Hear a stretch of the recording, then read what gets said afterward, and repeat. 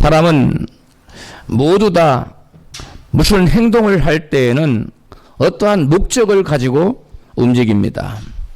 여러분, 어떤 행동을 할 때 아무런 목적도 없이 행동을 하는 경우가 있습니까? 그 누구도 그런 경우는 전혀 없습니다.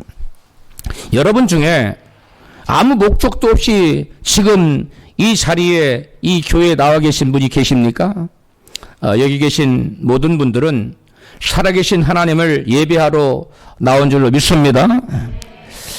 목사님, 당연히 하나님 예배하러 나왔지요.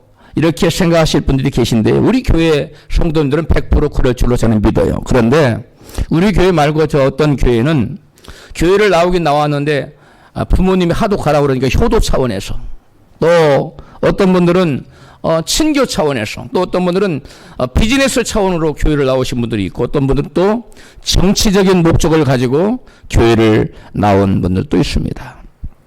이처럼 사람들은 누구나 목적 지향적인 존재입니다. 그것은 우리 인간이 누구를 막론하고 하나님의 형상으로 지어졌기 때문에 그렇습니다. 우리 하나님은 목적 지향적인 분이십니다. 목적 지향적이신 우리 하나님은 어느 것 하나라도 뜻없이 행하지 않습니다.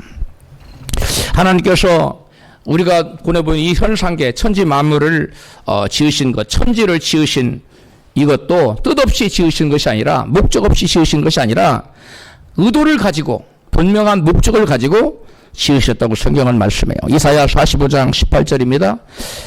여호와는 하늘을 창조하신 하나님이시며 땅도 조성하시고 견고케 하시되 헛되이 창조치 아니하시고 사람이 거주하게 지으신 자신이라. 하나님께서는 하늘과 땅을 다 지으셨는데 아무 목적도 없이 헛되이 짓지 않았다는 거예요. 하늘과 땅을 지으신 궁극적인 목적이 있었는데, 그것이 뭐냐면 사람들로 거하게 하들고 사람들로 하여금 살 수 있도록 하기 위해서 하늘과 땅을 지었다고 분명히 말씀하고 있습니다. 그렇다면 하나님께서 인간을 창조하신 목적은 무엇일까요? 우리가 오늘 읽은 본문 이사야 1장 43장 1절 3절에 보면 하나님은 이스라엘을 지으신 창조주로도 나타나고 계시고 또 이스라엘을 구속하신 구원자로도 나타나십니다. 한번 같이 읽을까요?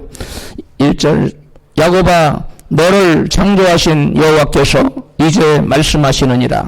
이스라엘아 너를 조성하신 자가 이제 말씀하시느니라. 너는 두려워 말라. 내가 너를 구속하였고 내가 너를 지명하여 불렀나니 너는 내 것이라.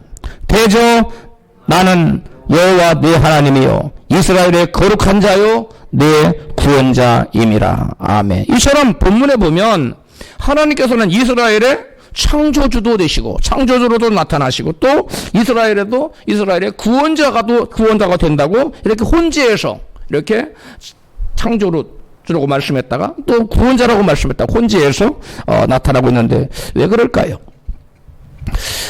잠깐 그 이유를 여러분에게 말씀을 드려야 여러분이 말씀 듣기가 쉬운데요.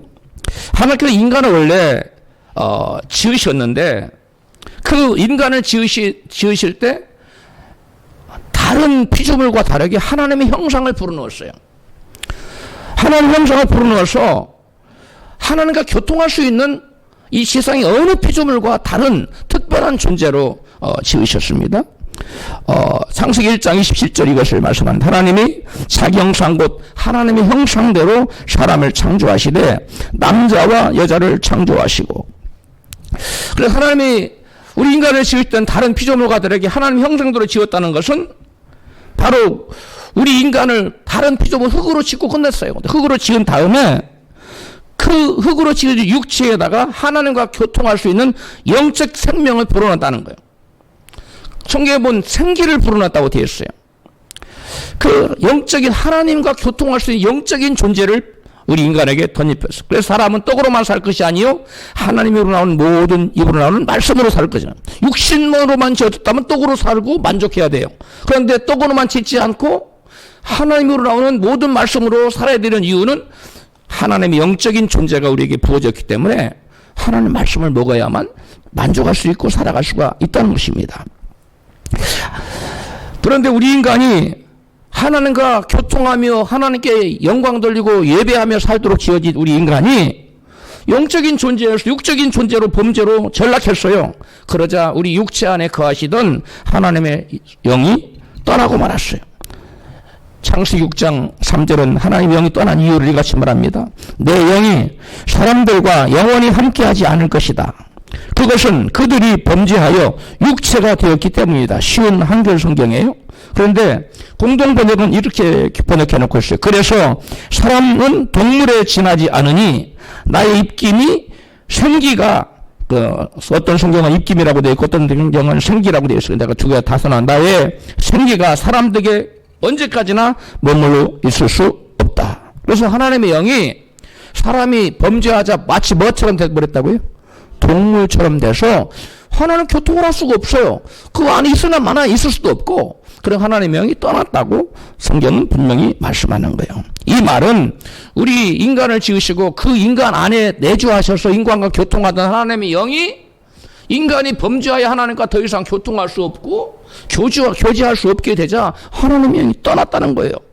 그래서 인간이 하나님의 영과 분리됐어요. 다른 말 하나님 앞에서 어떤 자가 됐다고요? 죽은 자가 되었다는 거예요. 그래서 살아있는 것 같은데 죽은 자가 된 겁니다. 하나님의 영이 떠나서 하나님과 더 이상 교통할 수 없는 하나님과 분리된 존재는 죽은 존재예요. 사람이 죽었다는 건 뭘 말합니까? 나의 육체가 나의 영혼과 분리된 것을 말해요. 육적인 죽음입니다. 그럼 나의 영혼의 죽음은 뭐냐면 나의 영혼은 하나님과 하나가 되어야 되는 하나님의 영과 합쳐지지 못하고 하나님께 돌아가지 못하고 하나님의 영과 분리되는 거. 이것이 우리 영적인 제2의 죽음이에요. 그러면 하나님의 빛의 세계에서 영원한 어둠의 세계인 지옥으로 가는 거예요. 이게 죽은 존재가 된 겁니다. 그래서 하나님께서는 인간을 원래 창조해서 교제하고 예배받고 영광받기 위해 지었는데 우리 인간이 죽어버렸어요. 하나님 교제가 할 수 없어요. 교제할 수 어떻게 예배드려요? 어떻게 영광 돌려요? 그러니까 하나님께서 원래 지으신 목적을 다시금 회복시키기 위해서 새롭게 인간을 창조하기로 작정한 이것을 재창조라고 해요. 그 새로운 창조를 했는데 새로운 피조물로 다시 만들기를 원하셨어요. 그래서 새롭게 된 피조물 만나는데 오늘 본문에 나타난 이스라엘 백성들이 바로 하나님과 교통할 수 있는 그 안에 하나님의 영이 거하는 새로운 피조물이 그 이스라엘 백성입니다. 본문 이사야 43장 1절이 그걸 말씀하죠. 시작. 야곱아 너를 창조하신 여호와께서 이제 말씀하시느니라. 이스라엘아 너를 초성하신 자가 이제 말씀하시느니라. 야곱이 변화 이스라엘이 됐지요. 하나님 야곱으로도 불렀다가 이스라엘로도 불렀다가 그래요. 그런데 하나님께서 이스라엘을 창조하시고 조성하셨다는 거예요. 이스라엘을 지었다는 거예요. 하나님께서 이스라엘을 창조하시고 조성하셨다고 말씀하시는데 이게 무슨 말이냐? 하나님께 반응할 수 있는 새로운 피조물을 지었다는 거예요. 그 안에 영적인 생명이 있는, 그래서 그 안에 있는 영혼이 살아서 하나님과 교제할 수 있는 새로운 존재를 만들었는데 그것이 바로 이스라엘이라는 거예요. 그래서 이스라엘은 하나님께서 새롭게 지은 새로운 피조물이요, 새롭게 재창조된 새로운 인류예요. 세상 사람들이 볼 때는 세상의 모든 민족과 이스라엘 민족이 똑같아 보이지만 이스라엘 민족만 하나님을 영접하고 택한 백성을 하나님 선택했을 때는 이스라엘 민족과 세상에 있는 모든 세상 백성과 전혀 다른, 겉모습은 같지만 하나는 그 안에 영이 살아있고 하나는 한쪽은 그 안에 영이 죽어버린 전혀 다른 사람이에요. 그래서 하나님께서 이스라엘을 창조했다고 말하는 거예요. 이 창조는 재창조를 말씀하고 있어요. 하나님께서 처음 인간을 창조하신 그것을 원창조라고 다시금 인간을 새롭게 하나 교제할 수 인간으로 지으신 것을 재창조라고 신학적으로 구분하고 있습니다. 하나님께서 이스라엘을 창조하셨다는 것은 하나님께서 하나님과 교통할 수 있는 존재로 인류를 재창조하셨다는 것을 의미해요. 죽었던 인류가 다시금 하나님께 반응할 수 있는 존재로 재창조가 되었다는 것은 곧 인류가 구원받게 되었다는 걸 의미하는 겁니다. 그러니까 하나님과 교통할 수 없는 인간은 구원받은 게 아니에요. 그냥 죽은 존재로 있는 거예요. 죽을 존재로 그냥 있는 거예요. 그런데 그 안에 하나님께서 영을 불어넣어서 오늘 가다가 예수 믿어 성령이 그 안에 임하면 하나님과 교통할 수 있는 영적인 존재가 되죠. 그 안에 영이 살아서 하나님 교통해요. 새로운 피조물이에요. 그래서 새롭게 피조되었다는 건 다른 말로 그 영혼이 그 민족이 뭐였다? 구원받았다라는 것을 의미하는 거예요. 바울은 인간의 재창조된 목적을 이렇게 증가합니다. 에베소 2장 10절입니다.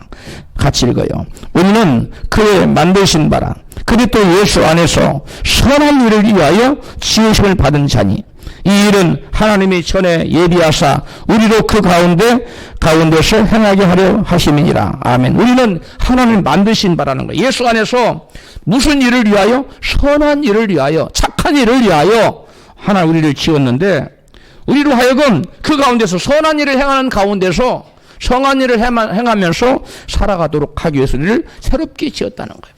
옛날에 죄지어서 하나님께 죽어버린 인간은 하나님 앞에 선한 행동을 할 수 없어요. 어떤 것도 다 죄예요. 왜? 성경에 믿음으로 행치 않는 모든 것은 다 뭐라고 되어 있어요? 죄라고 되어 있어요. 그런데 이제 하나님 앞에 살아있는 존재로서 하나님 기뻐하시는 말씀을 순종하는 선한 일을 행하며 사는 존재로 우리 인간을 다시금 지었다고 바울은 증거하고 있는 겁니다. 여기서 바울이 말하는 우리란 예수 믿고 거듭나서 하나님과 교통할 수 있도록 재창조된 구원받은 새로운 인간을 뜻합니다. 우리 예수 믿고 거듭난 사람은 영적 이스라엘입니다. 구약시대의 백성들은 그냥 이스라엘, 우리는 영적 이스라엘이에요. 같은 이스라엘이에요. 그래서 아까 이사야서 43장에 이스라엘아 야곱아 다 우리에게 해당하는 얘기예요. 구약시대 이스라엘 백성에게 해당하는 말이 아니에요. 오늘 우리 똑같은 이스라엘이에요. 그래서 우리는 영적 이스라엘, 그리고 육적 이스라엘이었죠. 그리고 우리 영적 이스라엘 백성들도 예수 그리스도에 의해서 재창조되었으며 구원받게 된 존재들인 것입니다. 그래서 오늘 본문은 하나님께서 이스라엘의 창조주라고도 말씀하시고 또한 이스라엘의 구원자라고도 말씀하시는 겁니다. 깨달아지셨으면 아멘 하십시다. 왜 이사야서에 창조주라고 했다가 또 구원자라고 했다가 왔다 갔다 하느냐? 왜 혼재해서 창조주 구원자를 왔다 갔다 말이 혼재해서 나오느냐? 바로 이러한 이유 때문에 그런 것입니다. 할렐루야. 바울은 영적 세계와 현상 세계 눈에 보이는 모든 세계입니다. 이 현상 세계의 모든 피조물들이 예수님을 위하여 창조되었다고 증거하고 있습니다. 골로새서 1장 16절입니다. 만물이 그에게서 창조되되 이 그는 예수님을 가리킵니다. 하늘과 땅에서 보이는 것들과 보이지 않는 것들과 혹은 왕권들이나 주권들이나 통치자들이나 권세들이나 만물이 다 그로 말미암고 그를 위하여 창조되었고. 누구를 위하여? 그를 위하여. 그가 누구라고요? 예수님. 천지 만물을 하나님 예수님이 지으셨고 말씀으로 예수님 다 지으셨고 또 그 만드신 목적이 누구를 위해서요? 예수님 자신을 위해서 창조했다는 거예요. 바울은 그리스도께서 십자가를 지심으로 인간을 구원하신 목적을 또한 이같이 증거합니다. 아까 조금 전에는 천지 만물을 창조하신 목적을 예수님 위해서라고 얘기했는데 이제 바울은 예수 그리스도께서 십자가에서 죽으심으로 저와 여러분 오늘날 영적 이스라엘을 구원하신 목적이 같이 증거해요. 고린도후서 5장 15절입니다. 저가 모든 사람을 대신하여 죽으심은 산자들 하여금 다시는 저희 자신을 위하여 살지 않고 오직 저희를 대신하여 죽었다가 다시 사신 자를 위하여 살게 하려 함이니라. 아멘. 여기 보니까 예수님이 왜 십자가에서 죽었다가 다시 사셨어요?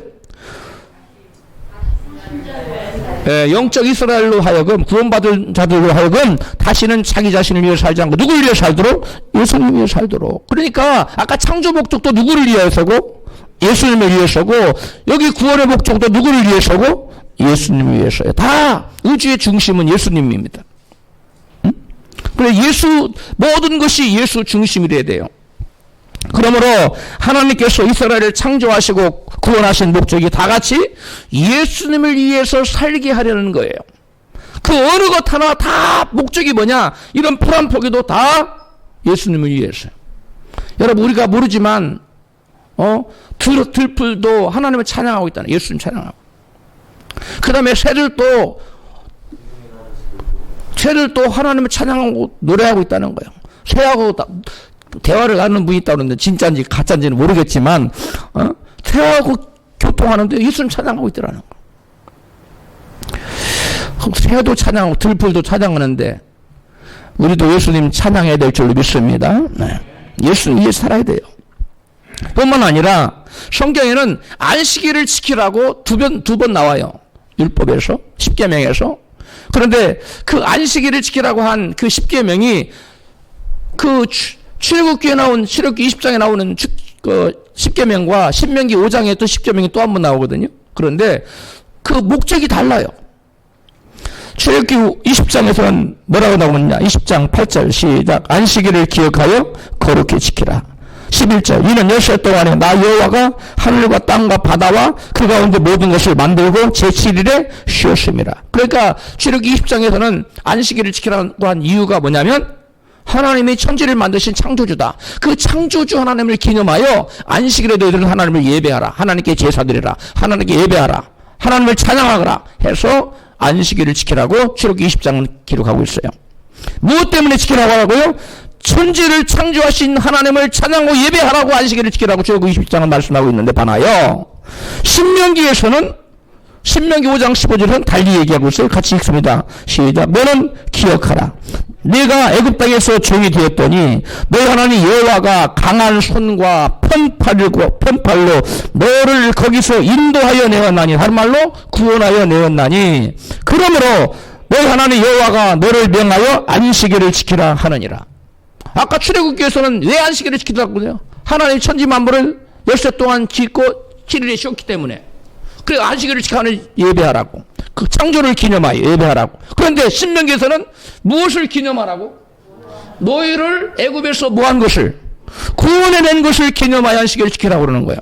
그러므로 여기서도 보면 똑같은 10계명 중에 출애굽기 10계명과 신명기에 나오는 10계명 중에 제5계명이니 안식일 계명이다. 제4계명이죠. 제4계명이 나오는데 그 지키라고 하는 이유가 달리 나와요. 왜 그러느냐? 아까 제가 설명했죠. 창조와 구원은 결국 뭐한 거다? 같은 거다. 그래서 똑같은 의미고 성경 봐라, 이거 봐라, 출애굽기와 신명기가 다르네, 이렇게 말하면 안 돼요. 그건 무지의 소산이에요. 하나님이 이스라엘을 창조하신 것이나 이스라엘을 구원하신 것은 다 같은 거다, 다른 거다? 같은 거예요. 그래서 이와 같이 안식일을 지키라 하는 데서도 그 이유가 달라요. 왜 안식일을 지키라 하느냐? 이유가 다른 겁니다.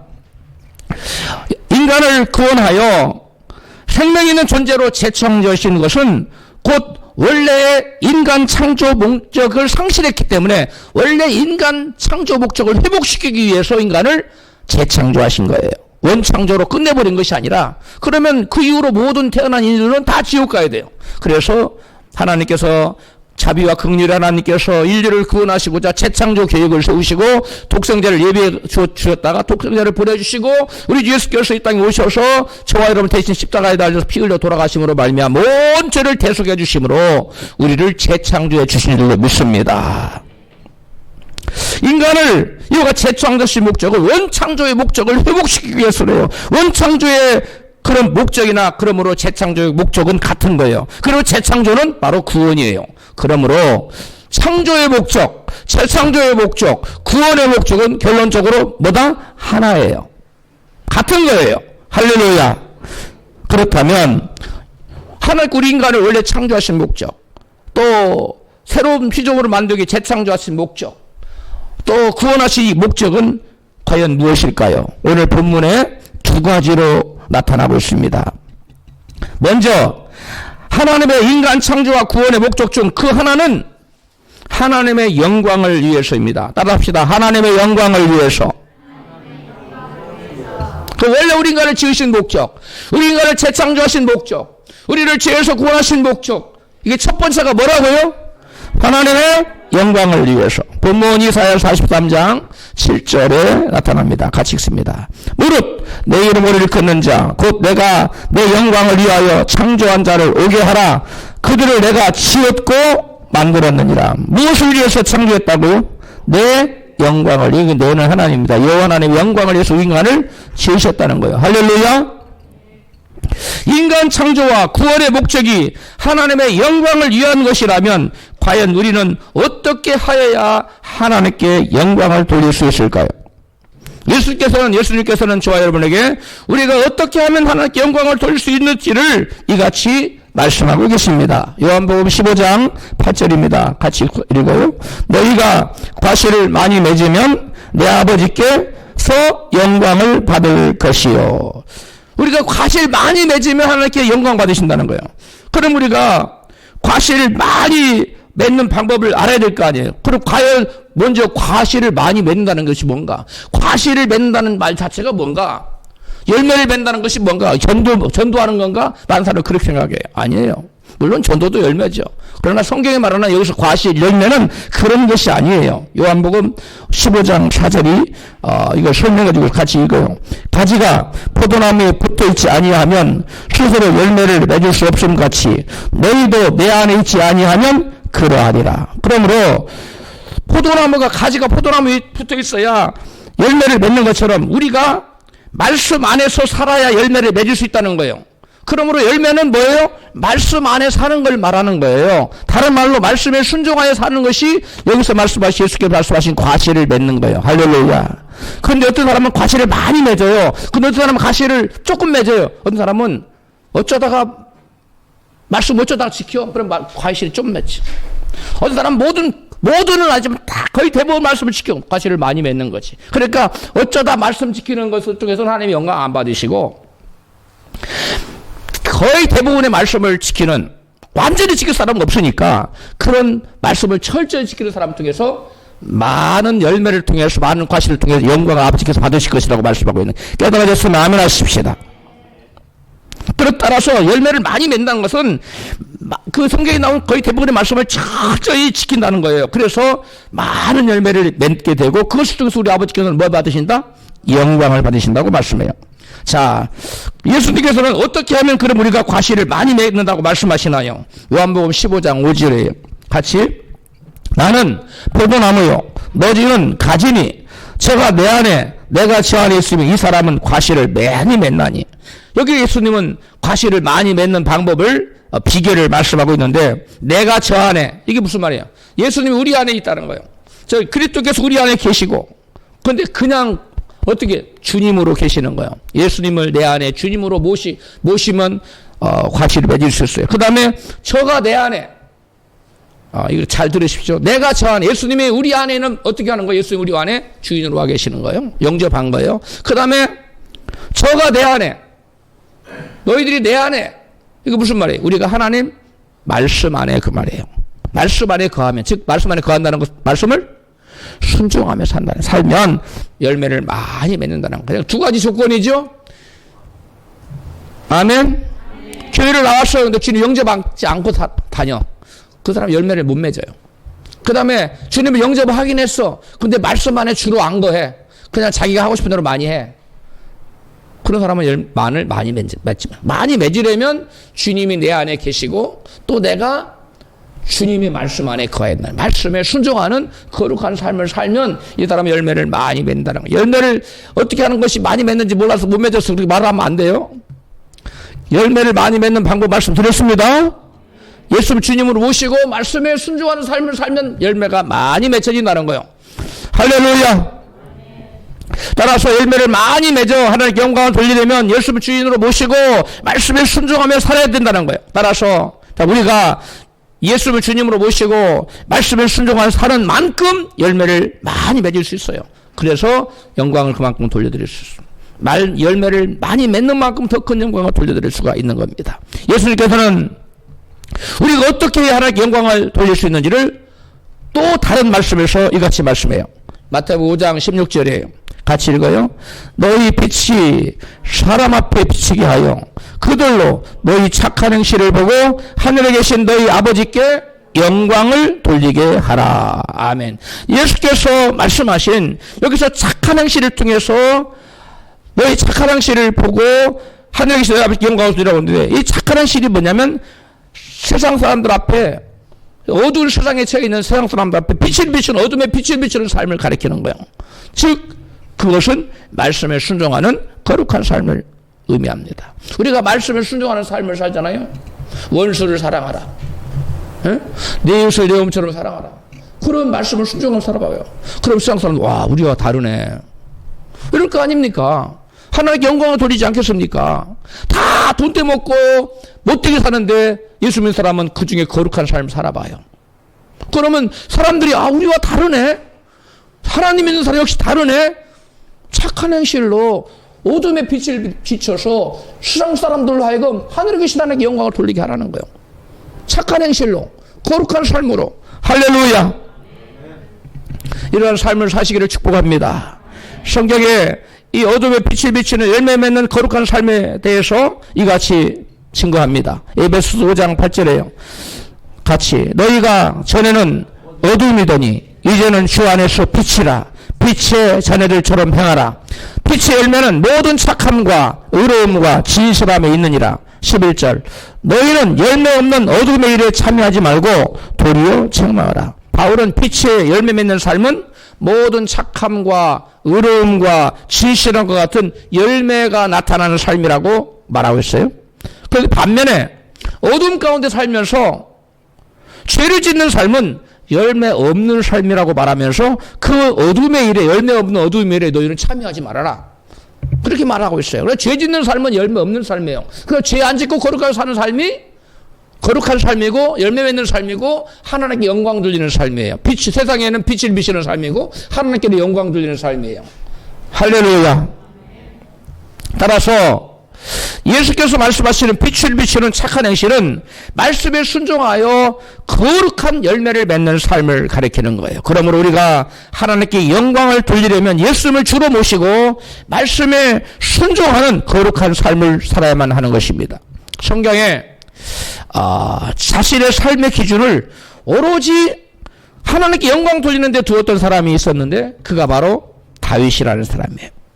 그는 자신을 죽이려고 평생 쫓아다닌 사울 왕을 죽일 수 있는 기회가 2번 있었습니다. 그런데 그 2번의 기회마다 그는 다윗은 그 사울 왕 시기를 두려워했어요. 그래서 죽이지 않았어요. 왜냐?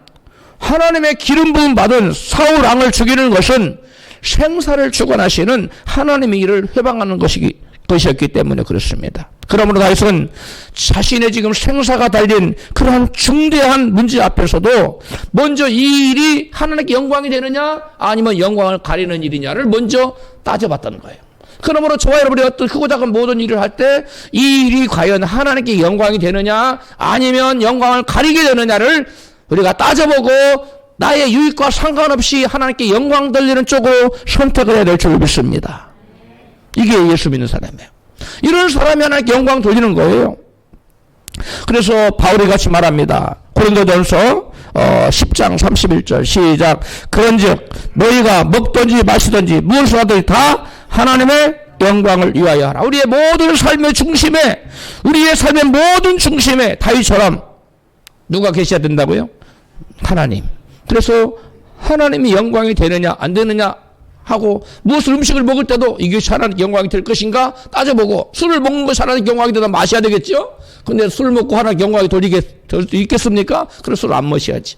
담배를 뽀끔 피면서 하나님의 거룩한 성전을 더럽히면 그거 여러분 하나님께 영광이 되겠습니까? 그거 아니죠. 그러면 그건 또 끊어야 되고. 이렇게 우리가 또 콜라도 마찬가지 콜라도 가능한 한 우리 건강을 해친다고 생각하면은 어쩌다 먹는 괜찮겠지만 매일 막 콜라를 들이킨다. 그거는 하나님 영광이 안 돼요.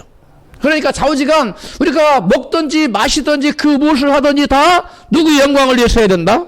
하나님의 영광을 위해서. 할렐루야. 우리는 과연 어떤 악한 행실로 하나님께 영광을 돌려야 할까요? 최근 인터넷에 올라온 실화인데요. 얼마 전에 있었던 미국 마이애미 롱비치 법정에서 실제 일어났던 실화입니다.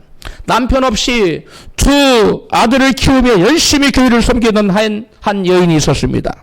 어느 날 2 아들이 축창을 가지고 전쟁놀이를 하다가 지나가던 한 저명 인사의 말에 눈을 찔렀어요. 그 말이 펄펄 뜰 거 아닙니까? 그래 말이 펄펄 뜨는 말에 그 말에 떨어져서 그 저명 인사가 낭떠러지 떨어져 죽었어요. 또한 말 또한 1,000만 불이 넘는 120억이 넘는 돈이에요. 어마어마하게 비싼 그 고급 말인데 그 말이 상처를 입었어요. 법정에 선 2 아들은 서로가 형과 동생이 내가 죽창으로 찔렀다고 서로 주장했어요. 형은 자기가 찔렀다고 그러고 동생은 자기가 찔렀다고 그러고 그 재판관이 이 판결을 내리기가 너무 힘들었어요. 서로가 완강하게 자기가 찔렀다고 그러니까 나에게 벌을 내리라고 둘이 싸웠어요. 그러니까 할 수 없이 그 어머니를 불렀어요.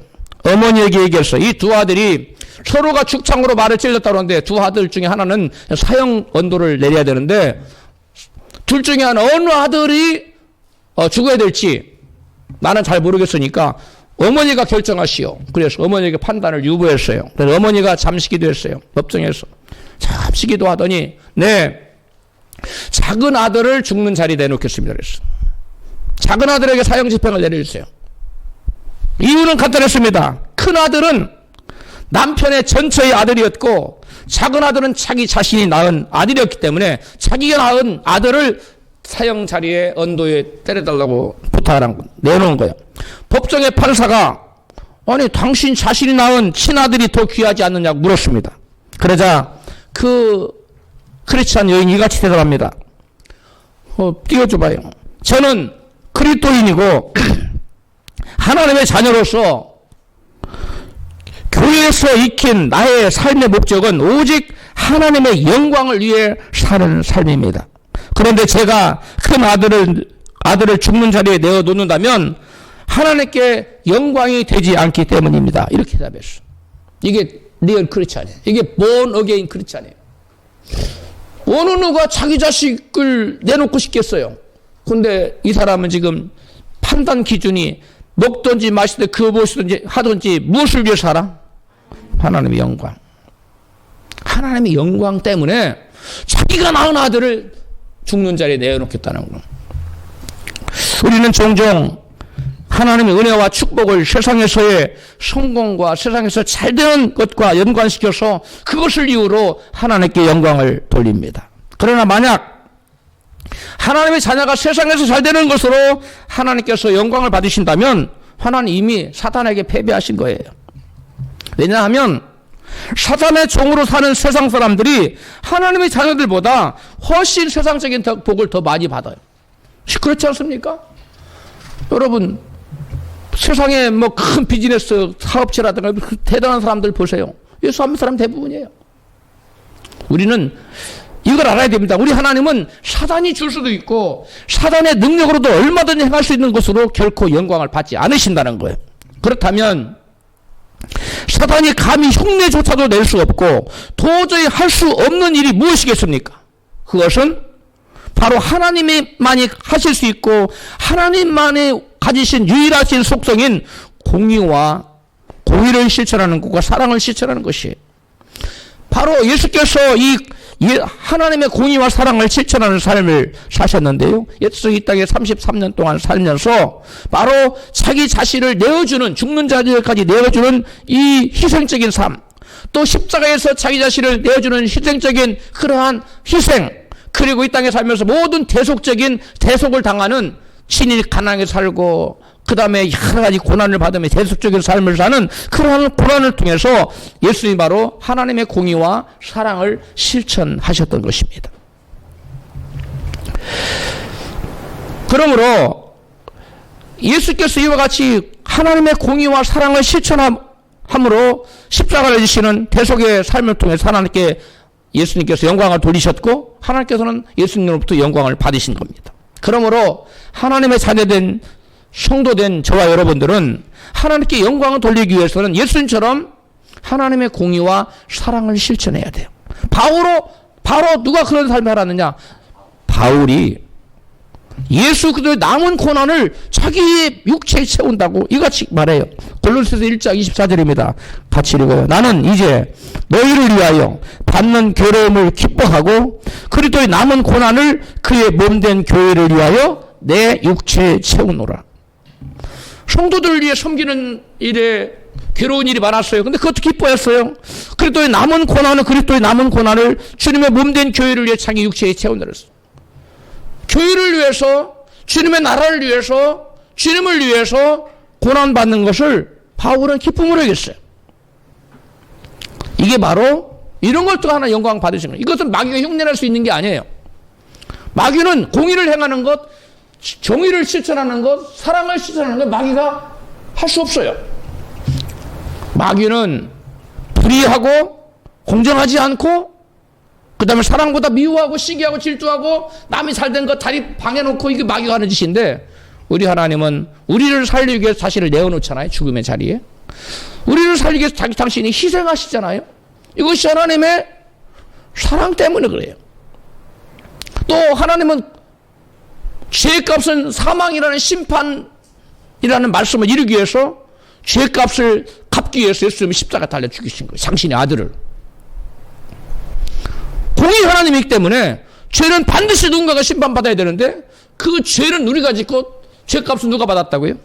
예수님이. 그게 예수님의 공의, 하나님의 공의의 속성이에요. 그래서 저와 여러분들이 진정 하나님께 영광 돌리는 삶을 살기 원하십니까? 공의로워지십시오. 그 다음에 자기 자신을 희생하고 사랑을 실천하며 사십시오. 할렐루야. 그러면 하나님께 영광을 돌 수가 있습니다. 우리가 하나님을 영광스럽게 하는 삶을 살기 위해서는 예수 그리스도가 우리 안에 주인으로 거할 때 그분이 우리를 통해서 하나님의 영광을 나타내십니다. 우리는 힘들어요. 내가 할 수 없어요. 내 안에 주님이 계시면 내 안에 주님이 우리를 굴복시켜서 우리로 하여금 공의를 행하게 하고 나 자신 희생하게 하고 사랑을 실천하고 바울처럼 몸된 교회를 위해서 남은 고난을 자기 몸에 채우는 이런 일들을 누가 하시느냐? 내 안에 계신 그리스도께서 하셔요. 할렐루야. 그래서 하나님의 영광을 드러내신다는 거예요. 그러므로 우리가 신앙생활하는데 예수님을 나의 주님으로 모시는 것이 가장 중요한 거예요. 그게 첫 번째예요. 오직 주님께서만이 내 인생의 주인이 되시는 것이 오직 우리가 주님께 영광 돌리는 삶을 사는 유일한 길인 것입니다. 그 다음에 다음으로 하나님의 인간 창조와 구원의 목적 중에 다른 하나는 하나님을 찬송케 하는 것이요. 따라서 합시다. 하나님을 찬송케 하는 것. 본문 이사야 43장 21절 시작. 이 백성은 내가 나를 위하여 지었나니 나를 찬송하게 하려 함이니라. 개역 개정 성경이에요. 하나님 인간 창조와 구원의 목적이 하나님을 찬송하게 하려는 데 있다는데, 그렇다면 하나님을 찬송하는 것이 무엇을 의미할까요? 우리가 기쁘다 구주 오셨네 뭐 이렇게 찬송하는 이걸 말하는 것일까요? 물론 그것도 찬송이죠. 그런데 성경에 말하는 찬송 궁극적인 의미는, 원래적인 의미는 그런 의미라기보다도 오늘 본문의 찬송이 무엇인지를 설명하고 있어요. 본문 43장 이사야 43장 22절 시작. 그러나 야곱아 너는 나를 부르지 아니하였고, 23절 내 번제의 양을 내게로 가져오지 아니하였고 내 제물로 나를 공경하지 아니하였느니라.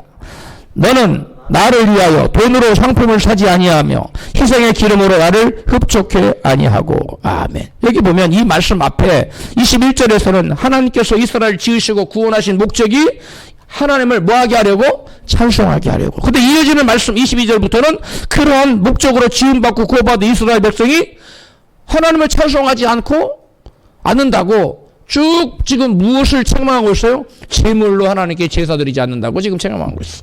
그러므로 여기에 나타나는 하나님 찬송하는 것은 결국 무엇을 의미한다? 하나님께 제사 드리는 것을 의미하는 거예요. 그래서 하나님 이스라엘 지으시고 창조하신 목적이 바로 하나님께 제사 드리는 거예요. 그러면 제사가 뭔가? 제사가 곧 무엇인가는 출애굽기 3장 18절에 나타나는데 같이 읽습니다. 출애굽기 3장 18절. 그들이 내 말을 들으리니 너는 애굽 왕에게 이르기를 우리 하나님 여호와께 제사를 드리려 하오니 사흘길쯤 광야로 가도록 허락하소서 하라. 개역개정인데 여기 보니까 하나님께서 모세에게 말씀하는 거예요.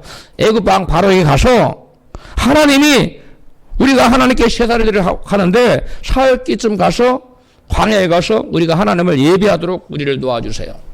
이렇게 하라는 거 하나님 시켰는. 그러니까 이스라엘 백성을 애굽의 바로의 손에서 건져내는 목적이 이스라엘 백성들 가서 구원받아 가서 뭐 하라는 거예요? 하나님을 예배하라는 거예요. 예배예요. 여기 보면 이 개역개정에서는 제사를 드리려 하는데 세번역에서는 출애굽기 17장 16절 시작. 여호와께서 나를 왕에게 보내셔서 나의 백성을 보내어 그들이 광야에서 나에게 예배하게 하라고 이르셨습니다. 세번역에. 그러니까 개역개정에서는 제사를 드리려, 또 세번역에서는 예배하러 이렇게 나왔어요. 그렇게 제사와 예배는 같은 얘기예요. 성경은 이 제사를 하나님께 드리는 제사가 하나님께 드리는 예배와 같다고 이같이 말씀해요. 창세기 22장 2절입니다. 여호와께서 이르시되 독자 이삭을 데리고 모리아 땅으로 가서 그를 번제로 드리라. 5절 이 아브라함이 종들에게 이르되 내가 아이와 함께 저기 가서 예배하고 우리가 돌아오리라 하고 9절 아브라함이 그곳에 제단을 쌓고 13절 그 순양을 가져다가 아들을 대신하여 번제로 드렸더라. 하나님께서 아브라함에게 지금 뭐라고 말씀하셨어요? 가서 독자 이삭을 데리고 가서 뭐 해라? 번제 드리라. 번제. 그런데 아브라함은 지금 종들에게 뭐 하겠다고 얘기해요? 나는 예배하고 돌아오겠다고 얘기합니다. 그리고 하나님께서 아브라함이 번제로 드리려고 하니까 스탑. 중단해라. 멈추거라. 아브라함아. 그리고 나서 둘러봤더니 못 죽여 둘러봤더니 순양이 숯불에 걸려 있었죠. 순양을 대신 이삭을 대신해 제사를 했어. 성경 끝 번제를 드렸어요. 여기 보면 하나님은 아브라함에게 뭘 요구했고? 번제를. 그런데 아브라함은 지금 뭘 드리겠다고 얘기하고 있고? 예배를 드리겠다. 그리고 아브라함은 실제로 예배를 드리겠다 놓고 그 순양으로 뭘 드렸어요? 번제를 드렸어요. 그러므로 예배와 번제는 뭐한 거다? 제사는 같은 거라는 거. 그러므로 하나님께서 인간을 지으시고 구원하신 궁극적인 목적은 바로 하나님을 예배하도록 하는 것입니다. 그래서 예수님께서는 하나님께 찾는 자는 예배하는 자라고 이것이 말씀해요. 같이 요한복음 4장 23절 시작. 아버지께 참으로 예배하는 자들은 신령과 진정으로 예배할 때가 오나니 곧 이때라. 아버지께서는 이렇게 자기에게 예배하는 자들을 찾으시느니라. 하나님 누구를 찾으신다고요? 예배하는 자들을. 그리고 하나님께서 세상 온통 둘러봤더니 예배하는 자들이 없는 거예요. 다 죽어버린 거예요. 그래서 이스라엘 백성을 새롭게 예배하는 민족으로 다 새롭게 재창조하신 거예요. 그래서 그들을 구원하신 거예요. 소아이로 원리가 구원받았는데 예수 믿고 구원받은 사람들은 다 하나님을 뭐 하도록 하기 위해서 구원시킨 거예요? 예배하도록 하는데 목적이 있어요.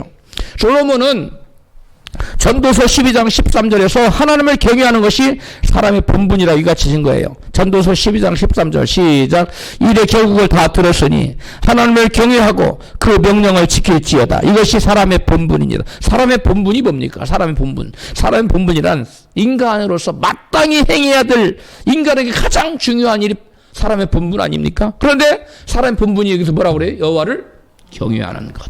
그럼 여호와를 경외한다는 말은 무엇을 의미할까요? 열왕기하 17장 36절에 말씀하고 있어요. 시작. 오직 너희를 애굽에서 인도하여 내신 여호와만 경외하여 그를 예배하며 그에게 제사를 드릴 것이며. 여호와를 경외한다는 것을 뭐 하는 거예요? 예배하고 제사 드리는 거예요. 여호와를 경외하는 사람은 반드시 뭐 하게 돼 있어요? 예배 드리고 제사 드리게 돼 있어요. 근데 여호와를 경외하지 않는 사람은 예배 드리는 거, 제사 드리는 거 등한히 여겨요. 우습게 여겨요. 여기서 하나님 예배한다는 말은 경외한다는 말, 숭배한다는 말, 섬긴다는 말, 제사한다는 말 여러 가지로 표현되고 있어요. 열왕기상 17장에 쭉 읽어보면. 그러므로 인간의 본분은 다름 아닌 여호와를 경외하는 것, 즉 하나님을 예배하는 것이 인간의 본분이라는 거예요. 성경을 보면 하나님께 예배를 얼마나 기뻐하시는지를 솔로몬의 1000번제를 통해서 알 수 있어요. 솔로몬이 1000번제를 하나님께 드리자 하나님께서 솔로몬에 나타나서 말씀했어. 꿈에 나타나 말씀했어. 내가 내게 무엇을 줄고 내게 구하라. 그러니까 솔로몬이 그랬어요. 제게 백성을 나라를 잘 다스릴 수 있는 지혜를 주십시오. 그러니까 솔로몬이 지혜를 구했는데 솔로몬이 구하지 않은 부와 명예와 그 영광과 이 온 것들을 다 주셨잖아요. 솔로몬에게. 예배하는 자, 하나님께 예배드리기를 기뻐하는 자에게 이와 같이 솔로몬에게 부어진 놀라운 축복을 우리 하나님 주시고자 한다는 거예요. 믿으시면 아멘 하십시다. 그렇다면 예수 그리스도의 피로 구원받은 사람들에게 가장 가치 있고 숭고한 행위는 하나님께 올려드릴 예배라고 말할 수가 있는 것입니다. 예배라는 단어는 가치를 뜻하는 worship, W-O-R-T, worship, 그 다음에 속성을 떠난 쉽이 붙어서 월십이라는 단어가 된 거예요. 월십이라는 단어는 가치 있는 행위라는 뜻인데 인간의 가장 가치 있고 숭고한 행위가 바로 예배 행위라는 거예요. 예수님께서는 예배가 얼마나 가치 있는 것인가를 이같이 보여주고 계세요. 마태복음 4장 8절입니다.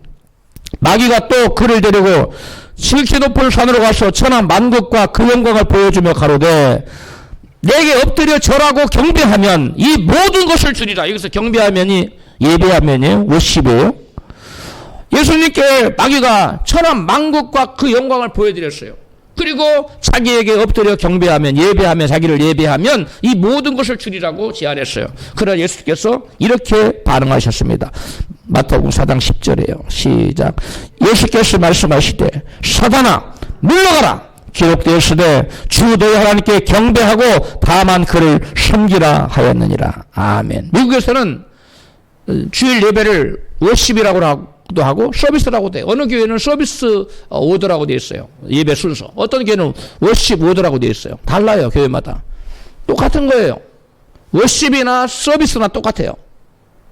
여기 보니까 예수님은 천하 만국을 차지하는 것이 더 중요하다는 거예요. 하나님께 워십, 서비스, 예배 드리는 게 더 중요하다는 거예요. 예배 드리는 게 중요하다. 천하 만국 영광, 이 세상의 모든 걸 다 준다. 그거보다 더 중요한 게 하나님 예배하는 거야. 그리고 이런 자에 거절하는 겁니다. 예수님께서는 주 하나님께 예배하는 것이 천하 만국과 그 영광을 차지하는 것보다 더 가치 있다고 지금 말씀하고 계시는 거예요. 할렐루야.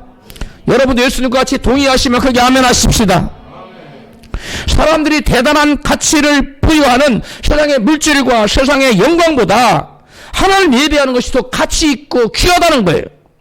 하나님께 올려드리는 예배는 천하 만국과 그 영광과도 결코 바꿀 수 없는 인간에게 가장 가치 있는 것이라고 우리 주님은 지금 우리에게 교훈해주고 있는 겁니다. 이 사람 예배는 하나님의 자녀들만이 드릴 수 있는 가장 숭고한 믿음의 행위요, 신앙생활의 핵심이요, 집을 짓는 데 기초 뚫을 것 같은 거예요. 예배는 주님의 보혈로 구원받은 하나님의 자녀들이 모여서 그 은혜에 대하여 감사하며 기뻐하며 찬양하는 행위입니다. 예배는 단지 그리스도를 통해 구원받는 성도들이 구원의 은혜에 감사의 반응을 보이는 신앙 행위만을 뜻하지 않아요. 그 이상의 무엇인가가 있어요. 그게 뭐냐? 예배는 우리가 하나님 예배할 때 성령 하나님 우리 가운데 임재하셔요. 그리고 성령 하나님이 세우신 종을 통해서 말씀을 계시하여 하나님 뜻을 계시해 주세요. 그리고 거기에 반응하는 자들과 하나님께서 만남, 그리고 소통, 그 다음에 교제가 이루어지고 있는 거예요. 하나님과 커뮤니케이션이 이루어지고 릴레이션십이 이루어지고 있는 거예요. 할렐루야. 그래서 여러분 이 예배라는 것이 얼마나 중요하느냐. 보이지 않는 하나님과 영적인 하나님과 우리 육을 가진 인간이 교제하고 교통하는 것이 바로 예배라는 거예요. 할렐루야. 이게 그래서 예배가 얼마나 중요한지 모르는 것입니다. 하나님께서는 사랑으로 교제하기 위하여 사람을 지으시고 구원하시는데 하나님께 예배하지 않는 자는 결코 하나님과 교제할 수가 없는 것입니다. 이사야 43장 21절 본문 같이 읽어요. 이 백성이 내가 나를 위하여 이 백성은 내가 나를 위하여 지었나니 나를 찬송하게 하여 함이니라. 하나님께서 영광을 받으시려고 인간을 지으시고 구원하셨기에 성경은 계속적으로 하나님을 예배하라고 줄곧 우리에게 말씀하고 계세요. 역대상 16장 29절 여호와 이름에 합당한 영광을 그에게 돌릴지어다. 예물을 가지고 아름답고 거룩한 것으로 여호와께 경배할지어다. 예배하라는 거요. 시편 29편 2절 여호와 이름에 합당한 영광을 돌리며 거룩한 옷을 입고 여호와께 예배할지어다. 하나님께서 우리를 지으시고 죄에서 구원하신 하나의 목적은 구원받은 하나님의 자녀들의 빛을 발하는 거룩한 삶으로 영광을 받으시기 위한 것이 첫 번째 것이고, 또 하나는 구원받은 하나님 백성들로부터 예배를 받으심으로 신령과 진정의 예배, 또 거룩한 삶의 예배를 통해서 영광을 받으시고자 하는 것입니다. 그러므로 우리 모두 예수 그리스도를 주인으로 모시고 거룩한 열매를 맺고 전심으로 여호와의 얼굴을 구하는 예배를 드림으로 하나님께 영광 돌리는 거룩하고 복된 삶을 사시기를 주님의 이름으로 축원합니다.